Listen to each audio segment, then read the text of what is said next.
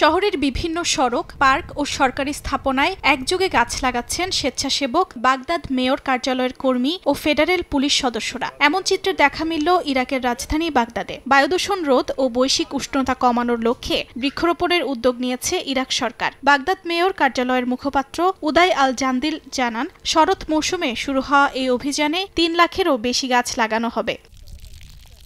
পরিবেশ কর্মীরা বলছেন, কংক্রিটে ঘেরা শহরগুলোতে এমন অভিযানের মাধ্যমে শুধু সৌন্দর্যই বাড়ে না, বরং বাতাসে কার্বন নিঃসরণও উল্লেখযোগ্যভাবে কমানো সম্ভব। তাদের মতে, নাগরিকদের অংশগ্রহণ থাকলে নগর পরিবেশ টেকসই উন্নয়নের পথে এগোবে।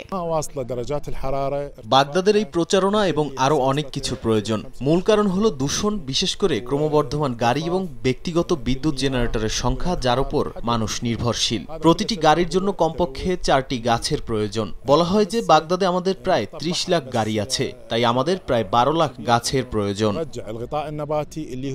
জাতিসংঘের 2022 সালের প্রতিবেদনে ইরাককে জলবায়ু পরিবর্তনের সবচেয়ে ক্ষতিগ্রস্ত 5 দেশের একটি হিসেবে চিহ্নিত করা হয়। একই সঙ্গে পানি সংকটে ভোগা 39তম দেশ ইরাক। চ্যালেঞ্জ মোকাবেলায় ইরাক সরকারের এ উদ্যোগকে ইতিবাচক পদক্ষেপ হিসেবে দেখছেন বিশেষজ্ঞরা।